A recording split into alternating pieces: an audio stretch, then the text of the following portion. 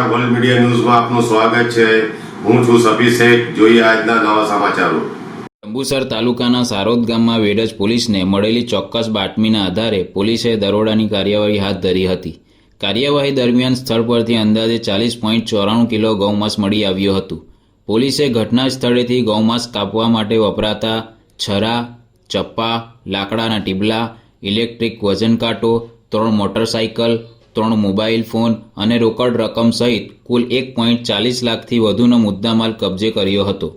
આ કેસમાં પોલીસે સલીમ અલી ફીચા, સલમાન સલીમ ફીચા, સાકિબ સલીમ ફીચા અને રફીક મોહમ્મદ બોકડાની ધરપકડ કરી છે। તમામ આરોપીઓ સામે ભારતીય ન્યાય સંહિતાના BSNLની કલમ 325, ગુજરાત પ્રાણી સંગ્રહ સંરક્ષણ દ્વારા અનિયમિત 2017ની વિવિધ જોગવાઈઓ તેમજ પ્રાણી ક્રૂરતા નિવારણ અધિનિયમ હેઠળ ગુનો નોંધવામાં આવ્યો છે।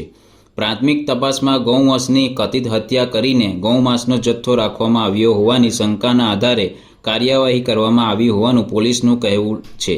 હાલ આરોપીઓની પૂછપરછ ચાલી રહી છે અને આ સમગ્ર કૃત્યમાં અન્ય કોઈની સંડોવણી છે કે નહીં તે દિશામાં પણ તપાસનો ધમધમાટ શરૂ કરવામાં આવ્યો છે।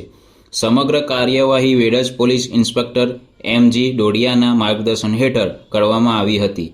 પોલીસે જણાવ્યું છે કે કેસની વધુ તપાસ ચાલુ છે અને તપાસમાં સામે આવતી હકીકતોના આધારે આગળની કાર્યવાહી હાથ ધરવામાં આવશે।